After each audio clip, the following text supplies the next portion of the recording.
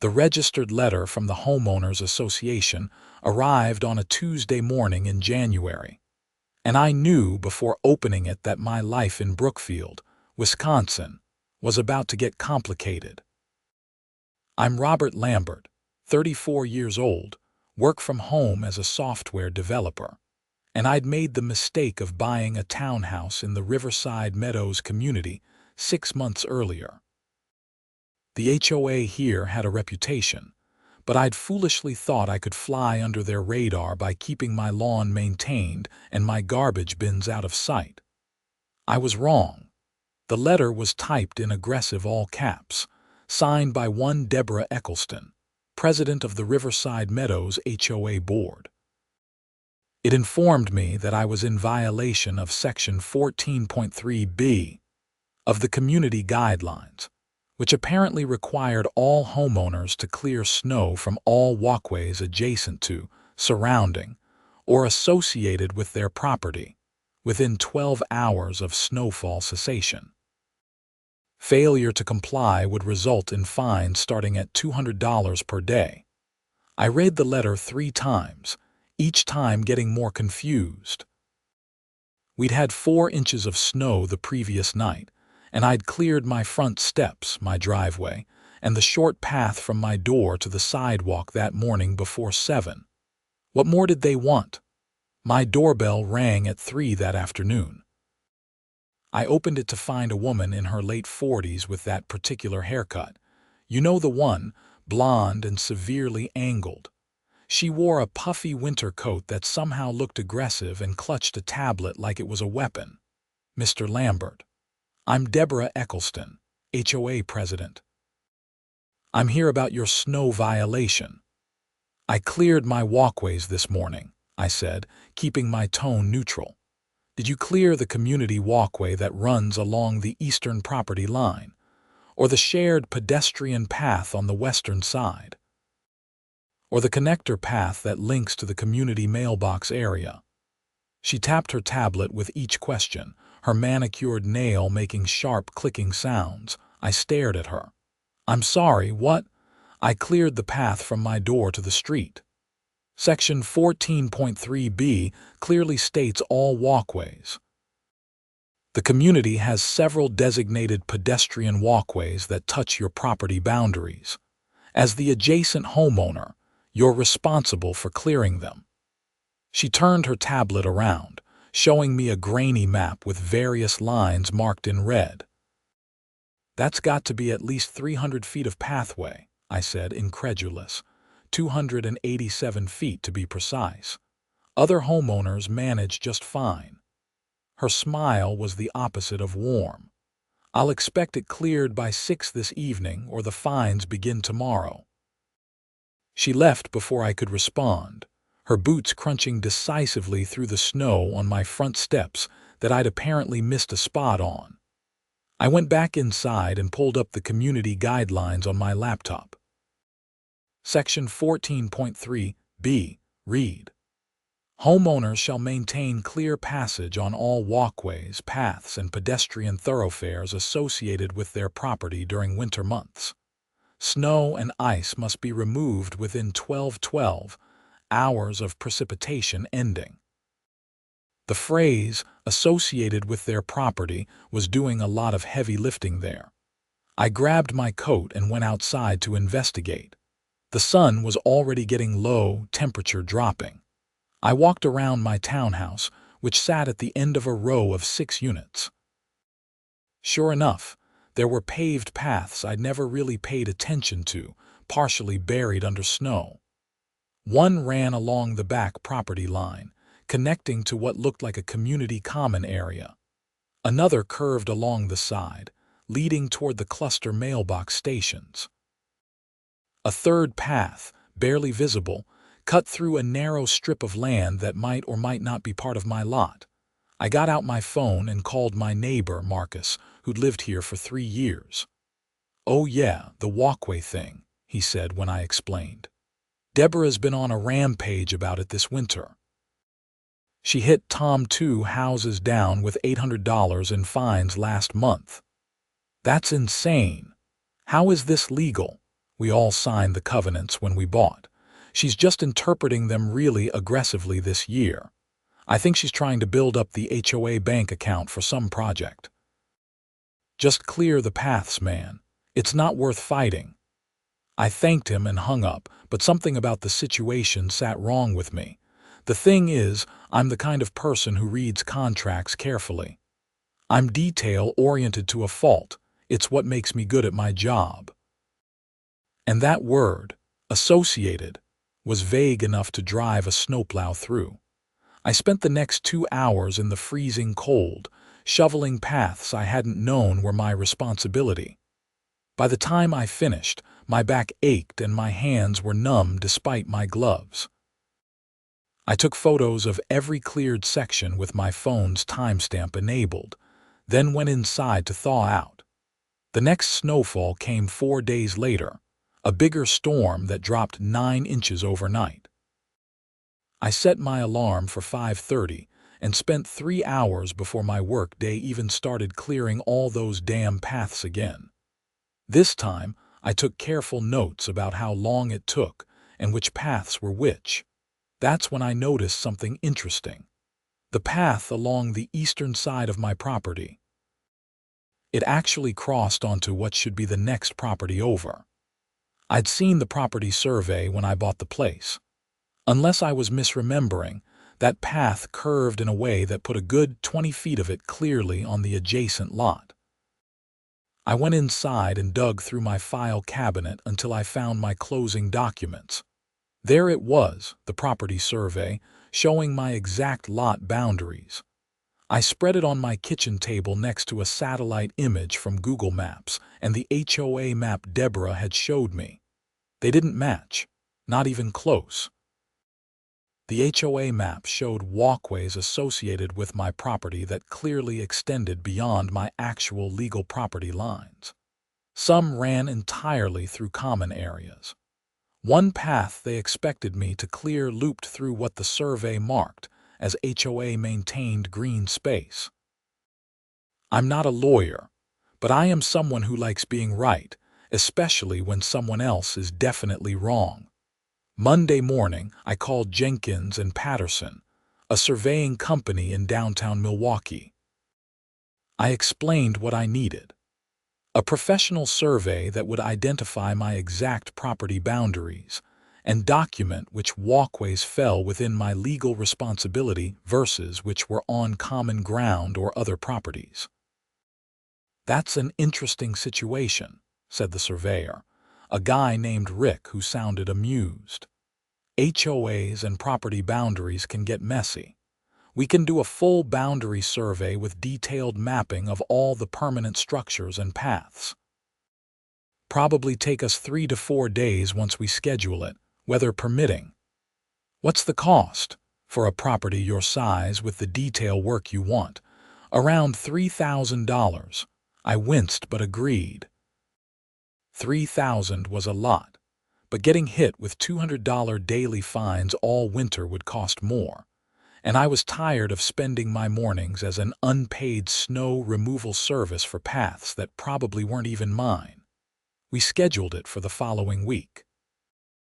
In the meantime, another 5 inches fell.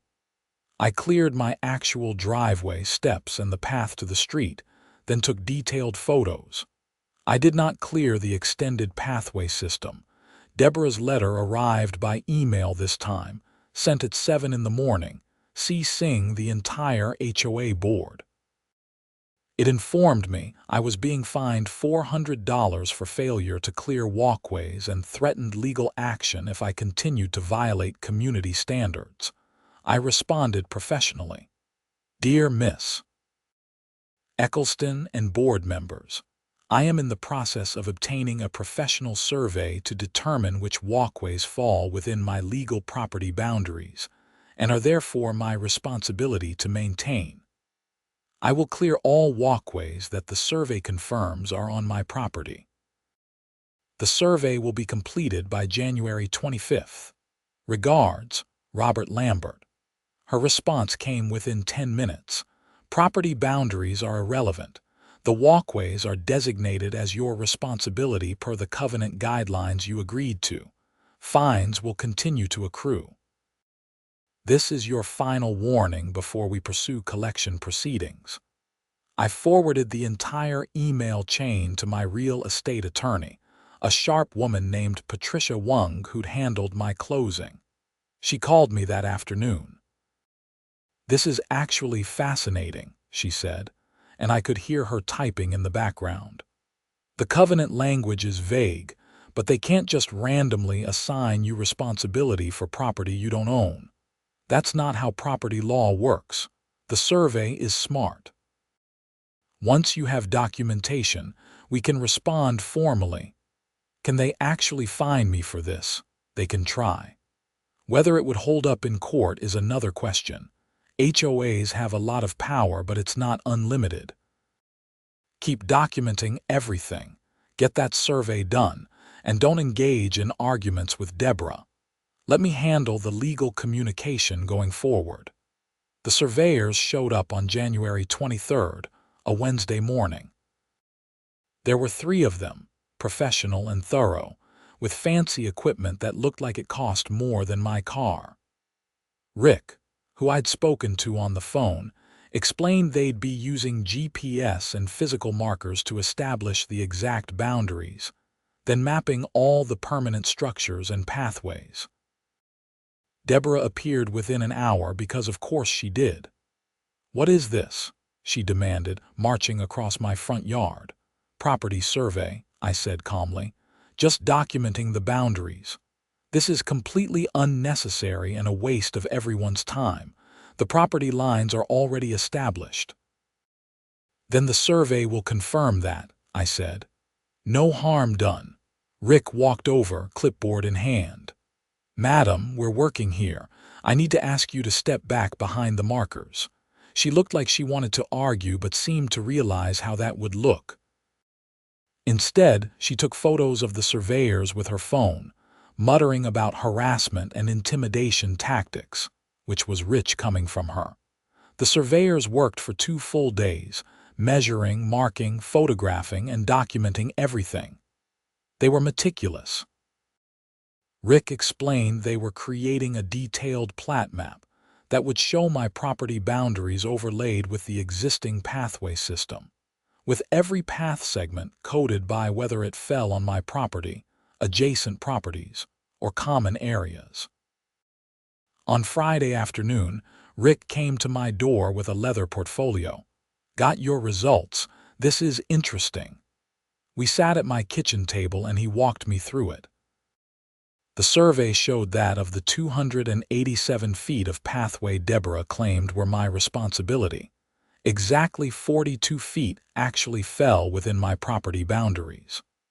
Those 42 feet were the path from my front door to the public sidewalk, which I'd been clearing all along. The eastern path ran entirely through a 10-foot wide common area easement that belonged to the HOA. The western connector crossed 3 different properties, the path to the mailbox cluster. 100% on designated HOA common ground according to the recorded plat maps from when the development was built. "Now here's where it gets really interesting," Rick said, pulling out another sheet. "I pulled the surveys for the other properties in your row. See this notation here." He pointed to a section of technical text. The HOA covenants reference adjacent walkways, but according to the master development plan filed with Waukesha County, all pathways not explicitly on individual lots are designated as common elements to be maintained by the association. It's right there in the original development documents from 2008. So Deborah has been making everyone clear HOA property. Looks that way. I'm not a lawyer, but I've done a lot of HOA work and this seems like a pretty clear overreach. The covenants can't override the recorded development plan and county records. I paid Rick the remaining balance and requested 6 certified copies of the full survey report. Then I called Patricia Wung. "Oh, this is good," she said after I emailed her the survey results. "This is very good. Give me the weekend to put together a response. Don't communicate with the HOA at all. How much in fines have they claimed? They're saying I owe $1,200 now. Don't pay a cent. We're going to shut this down. That weekend, I did something I probably shouldn't have. I made a post on the Riverside Meadows community Facebook page, which had about 200 members. I kept it factual. PSA for everyone who's been clearing the extended pathway systems. I recently had a professional survey done that shows most of these paths are actually on HOA common ground, not individual properties. According to the recorded development plan, these should be maintained by the HOA, not homeowners. Happy to share the survey documentation with anyone interested.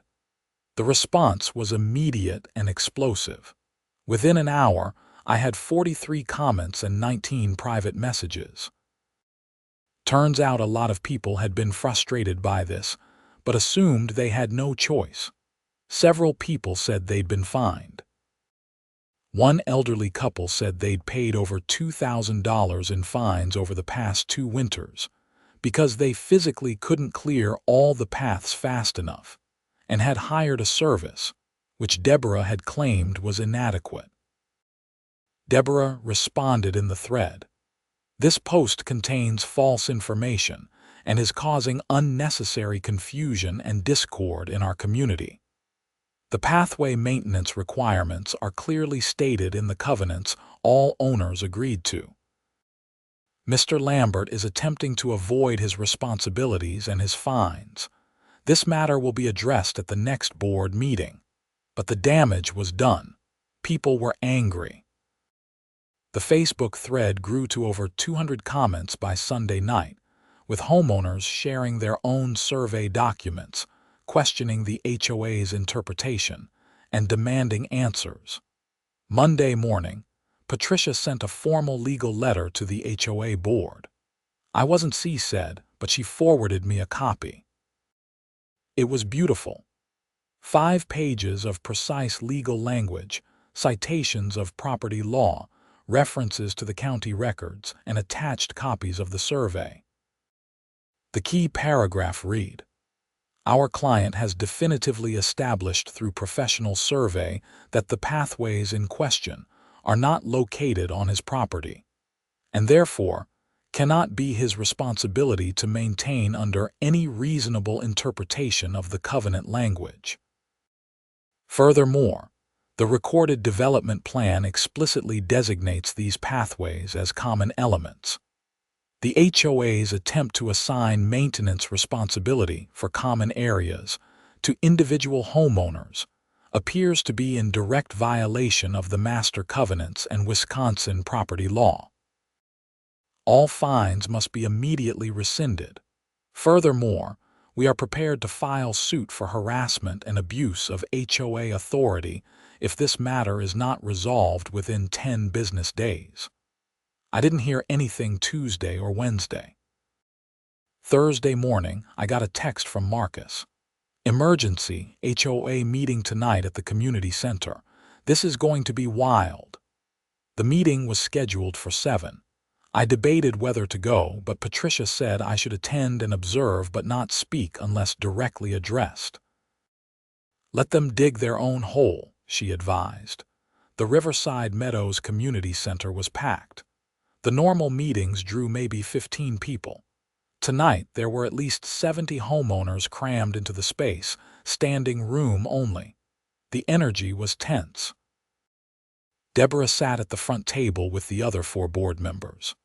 A tired-looking guy named Paul, 2 middle-aged women who always seemed to just agree with whatever Deborah wanted, and a younger guy named Chris, who I'd heard was thinking about running against Deborah in the next election. Deborah called the meeting to order and immediately tried to move into regular business, but someone in the back shouted, "What about the pathway situation?" "That's not on tonight's agenda," Deborah said stiffly. "Put it on the agenda." Someone else called out. This went back and forth for several minutes until Chris, the younger board member, cleared his throat. "Deborah, I think we need to address this. There are legal questions being raised and homeowners deserve answers. Deborah's jaw tightened, but she nodded curtly. Fine. The pathway maintenance issue. As everyone knows, our covenants require homeowners to maintain walkways associated with their properties. This has been standard practice. For how long? Someone asked. I've been enforcing it consistently since I became president 2 years ago. A man I recognized from my row of townhouses stood up. I've lived here for 8 years. This was never a requirement before you took over.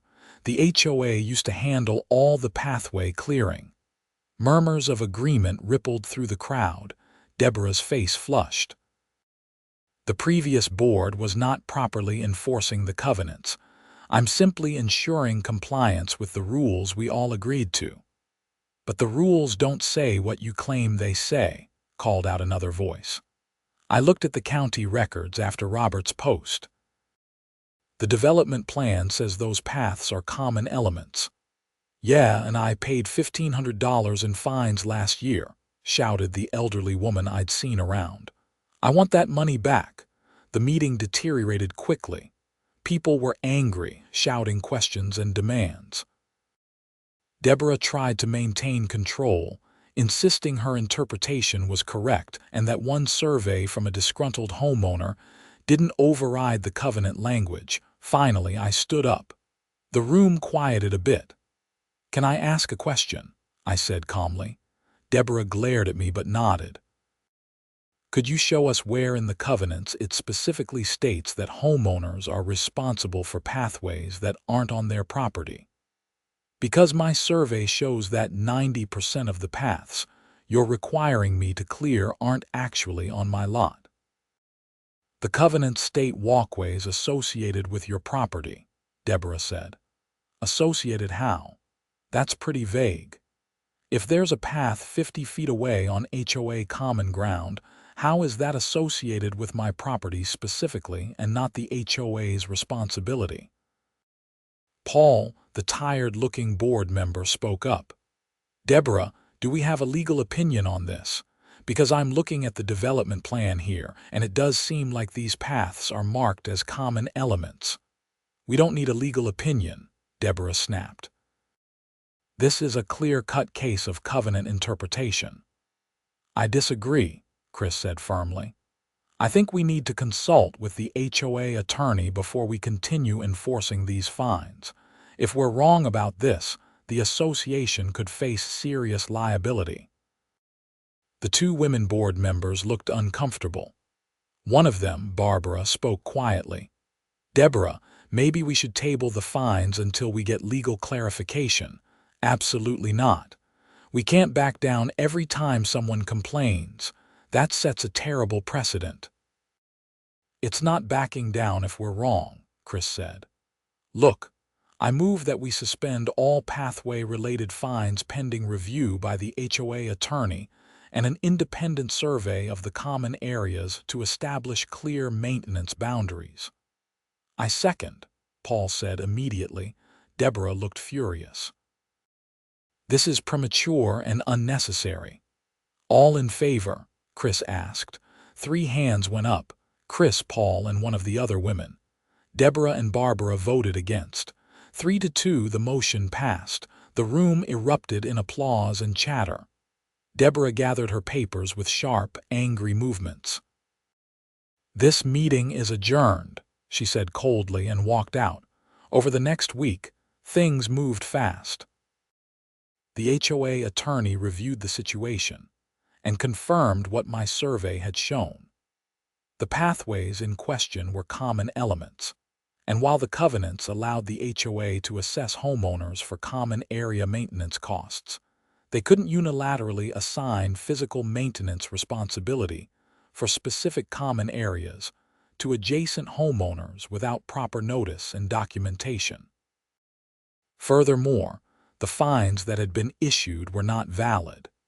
The attorney's opinion, which was shared with all homeowners, also noted that over $35,000 in fines had been collected over the past 2 years for pathway violations. That money had gone into the general HOA fund. Chris called for another emergency meeting to discuss the attorney's findings. This time, even more people showed up. Deborah looked cornered and defensive as Chris walked through the timeline. "So to be clear," Chris said, "we've been collecting fines for violations that weren't actually violations. That's a serious problem. I was acting in what I believed were the best interests of the community," Deborah said tightly. "But you were wrong," Paul said. "And now we have to refund all those fines, which is going to seriously impact our operating budget. Plus potential liability if people decide to sue," Chris added. He looked at me. "Mr. Lambert, you've been pretty reasonable about this so far. What are you looking for here?" I stood up. "I want my $1,200 in invalid fines rescinded. I want confirmation in writing that I'm only responsible for clearing the paths that are actually on my property, which my survey has clearly identified. And I think the HOA needs to take over clearing the common pathways like the original development plan intended." "That's going to cost money," Barbara pointed out. "Then maybe we use the money that was improperly collected in fines," someone suggested, to general agreement. "We can't just spend down reserves like that," Deborah protested. "They're not reserves if they were illegally collected," Chris countered. "Look, I'm going to make a formal motion. I move that all pathway maintenance fines collected over the past 2 years be refunded to the affected homeowners, that we hire a snow removal service to handle the common area pathways for the remainder of winter, and that we form a committee to review all of our covenant enforcement policies to make sure we're interpreting them correctly." "Second," said Paul immediately. This time the vote was 4-1 with only Deborah voting against. She stood up abruptly. "I resign from this board effective immediately. You're all ungrateful and short-sighted, and this community is going to fall apart without proper leadership." She stormed out for the second time in 2 weeks. Several people applauded. Chris ran the rest of the meeting efficiently. They established that the refund process would take about 4 weeks to process all the accounting, appointed an interim president until the next election, and actually asked for volunteers for the Covenant Review Committee. I declined, having had enough HOA drama to last a lifetime. But the story wasn't quite over. 2 weeks later, Marcus called me with news. "Dude, did you hear about Deborah?" "What now?" Apparently someone filed a fraud complaint with the district attorney's office. The HOA's accountant found discrepancies in the books. My stomach dropped. "What kind of discrepancies?" "The kind where about $15,000 of those pathway fines never actually made it into the HOA account." The investigation moved quickly once it started. It turned out Deborah had been using her position as HOA president to collect fines through a payment portal she personally controlled. Some of that money had been deposited into the HOA account, but a significant portion had been diverted to her personal accounts. When the board had decided to refund the fines, she'd panicked and resigned rather than face the inevitable audit. The Brookfield Police Department got involved in early March. I was interviewed, as were about 20 other homeowners. I provided all my documentation: the letters, the email chains, the payment records showing the $1,200 I'd been threatened with but never paid. The detective, a professional woman in her 40s, was thorough. "This is actually more common than you'd think with HOAs," she told me. "Small amounts of power, minimal oversight, and access to community funds. It's ripe for abuse." "I just wanted to not shovel snow that wasn't mine," I said. She laughed. "Well, your survey might have saved the community a lot more than just your back." If this had gone on another year or two, she could have siphoned off a lot more. Deborah Eccleston was arrested in late March and charged with theft by fraud and misconduct in office. The local news picked up the story. HOA president charged with embezzling fine money from homeowners. It made for a good headline. The HOA hired a forensic accountant who traced exactly where the money had gone. Deborah had been using it for personal expenses, vacations, shopping, home improvements. She'd apparently justified it to herself as compensation for her time and effort managing the HOA, despite the fact that HOA presidents are volunteer positions. The criminal case moved through the system over the next several months. I had to testify at a preliminary hearing in May, walking the court through the timeline of events and how my survey had exposed the original problem that led to the deeper investigation. Deborah's attorney tried to argue that the covenant language was genuinely ambiguous and his client had made an honest mistake, but the embezzlement charges were harder to explain away. In August, Deborah pleaded guilty to theft and misconduct charges as part of a plea deal. She was sentenced to 18 months in jail, suspended to 2 years probation, plus full restitution of the stolen money and a hefty fine. She was also permanently banned from serving on any HOA board in Wisconsin. Meanwhile, the Riverside Meadows HOA had undergone a complete transformation. Chris was elected president in a special election in April, running on a platform of transparency and common sense. One of his first acts was to commission a complete professional survey of all common areas and to create clear, unambiguous guidelines about what homeowners were and weren't responsible for maintaining. They hired a snow removal service to handle all the common pathways. The cost was split across all homeowners as a special assessment, which worked out to about $30 per household for the season. Compared to the hundreds in fines people had been paying or the hours of labor doing it themselves, everyone considered it a bargain. The Covenant Review Committee spent 6 months going through every rule and regulation, clarifying vague language and removing outdated or unenforceable provisions. They published the revised covenants in September and held town halls to explain the changes. It was like watching a dysfunctional organization become functional in real time. As for me, I got my $1,200 in fines that I'd never actually paid officially rescinded and documented. More importantly, I got definitive confirmation that my snow clearing responsibilities extended exactly 42 feet from my front door to the public sidewalk, and nowhere else. My survey report became something of a legendary document in the community. Several other homeowners hired surveyors to establish their own boundaries after seeing what mine had revealed. 2 other HOAs in the greater Milwaukee area actually contacted Rick's surveying company asking for similar work after hearing about our situation.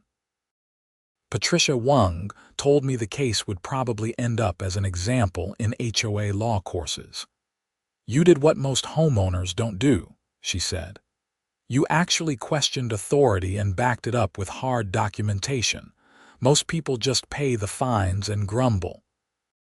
The following winter, I spent my mornings enjoying coffee and watching the contracted snow removal team efficiently clear all the pathways while I relaxed inside. I did my 42 feet of required path clearing, which took about 15 minutes, and that was it.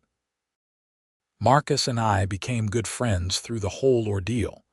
We'd sometimes grab beers and joke about the Great Pathway War of 2025, which became the unofficial name for the whole incident among the homeowners. "You know what the funny thing is?" Marcus said one evening at a local pub. "Deborah could have just been a normal HOA president.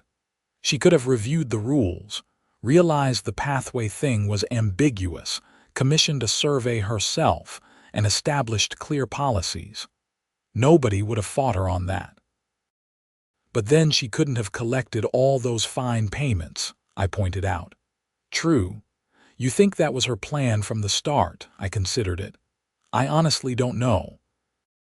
Maybe she started out just being overzealous and liked the power trip, and then realized she could skim money and it snowballed from there. No pun intended. That's kind of sad, actually. She's going to have a criminal record now because she couldn't just be reasonable about snow clearing. He was right. It was sad. But it was also a reminder that small abuses of power can cascade into serious crimes when left unchecked. The community settled into a new normal over the following year. Chris proved to be an excellent HOA president, focused on actual property maintenance and community improvement rather than petty enforcement.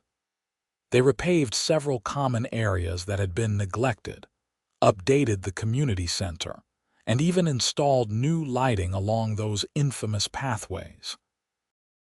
The Facebook group transformed from a battlefield into an actually useful community resource where people shared recommendations for contractors, organized social events, and discussed issues civilly.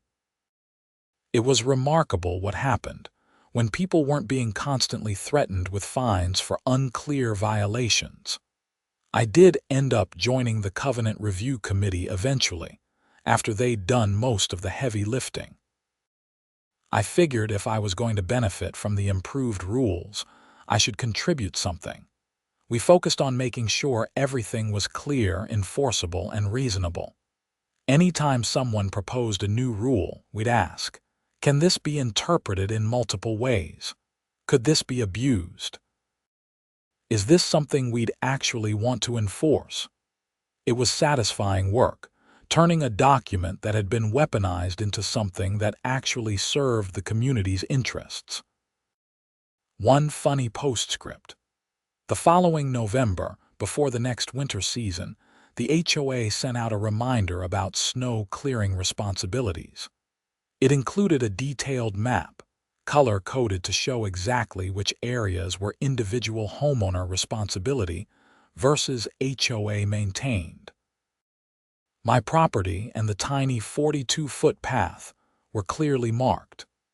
The email referenced the survey work that had been done and thanked the community for their patience during the transition to the new system. Several people replied, all to thank me specifically for pushing back when Deborah had overreached. It was embarrassing but also gratifying. I hadn't set out to become some kind of HOA rebel hero. I just wanted to not shovel 300 feet of sidewalk that wasn't mine. The final legal piece fell into place in January of the following year, almost exactly 2 years after that first aggressive letter had arrived. The restitution from Deborah's sentence came through, and checks were distributed to all the homeowners who'd been improperly fined. I didn't get anything since I'd never actually paid, but seeing the elderly couple who'd been hit hard get their $2,000 back was satisfying. The prosecutor's office sent a letter to all the victims, explaining the resolution of the case. It noted that our willingness to come forward and document what had happened had been crucial to securing the conviction. Without the paper trail of improper fines, improper enforcement, and the survey showing the original overreach, they might not have discovered the embezzlement at all. I framed that letter and hung it in my home office, right next to the property survey. They represented something important to me. Documentation matters, standing up to unreasonable authority matters, and sometimes being detail-oriented and stubborn pays off in ways you don't expect. The $3,000 I'd spent on the survey had seemed like a lot at the time, but it had saved me from hundreds in invalid fines, exposed a corrupt HOA president, protected my neighbors from ongoing abuse, and reformed an entire community's governance structure. That was probably the best return on investment I'd ever gotten. Marcus liked to joke that I should run for HOA president myself, but I always declined. Chris was doing a great job, and I'd had enough HOA drama for one lifetime. I was happy to just be a normal homeowner, clearing my 42 feet of walkway when it snowed and otherwise living my life in peace. But I did learn something valuable through the whole experience. HOAs can be genuinely useful organizations when run properly, but they require oversight, transparency, and homeowners who are willing to question things that don't make sense.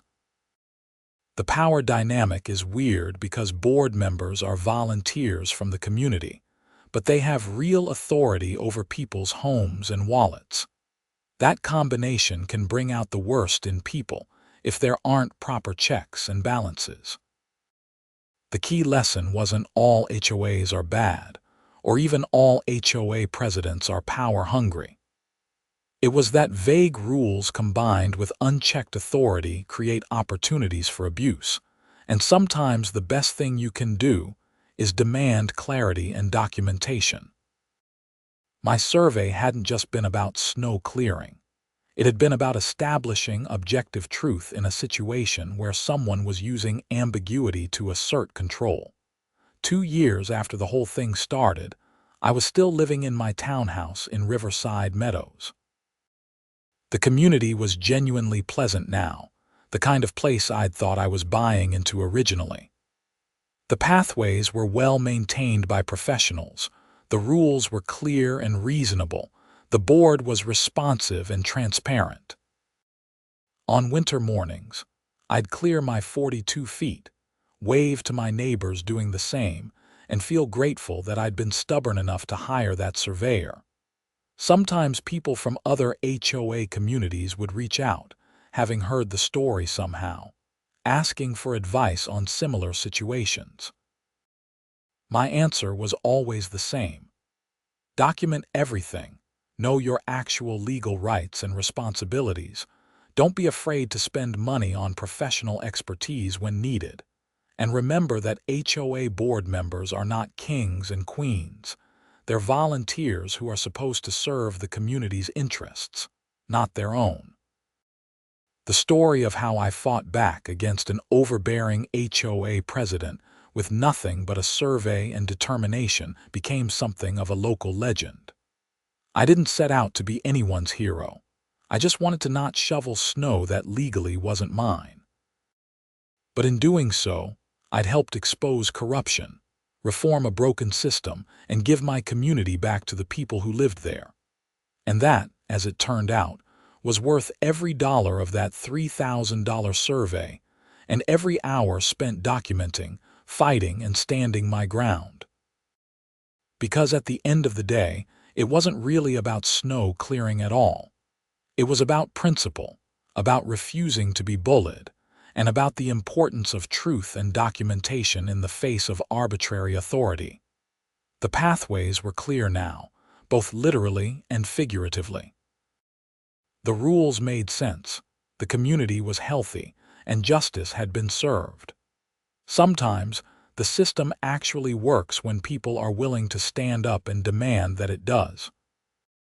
That winter morning when I'd opened that aggressive letter from Deborah seemed like ancient history now, a relic from a dysfunctional past that we'd all moved beyond. I still lived in Riverside Meadows, still worked from home, still cleared my 42 feet of walkway when it snowed. But now I did it in a community that made sense, under rules that were fair, surrounded by neighbors who'd been through the same battle and come out better for it. And somewhere in a filing cabinet, I still had that survey, that perfect documentation of where my property ended and someone else's began. It turned out that sometimes the best way to fight overreach is simply to establish the truth and refuse to back down from it. $3,000 for a survey had seemed expensive at the time, but it had bought something priceless: clarity, justice, and peace of mind. And on cold winter mornings, watching the snow removal team efficiently clear the common pathways while I enjoyed my coffee, I'd think about how close we'd all come to just accepting an unreasonable situation because someone in authority said we had to. The lesson stuck with me, and I made sure it stuck with my community too. We'd all learned something about standing up for what was right, about demanding accountability, and about the importance of questioning rules that didn't make sense. And in the end, everyone was better off for it, except for Deborah, who'd brought her own downfall through greed and abuse of power. The Great Pathway War of 2025 was over, and the good guys had won. Not through aggression or matching Deborah's unreasonableness, but through documentation, professionalism, and simply demanding that the truth be established and respected. It was a quiet victory, but it was complete, and that was exactly the kind of victory that lasted.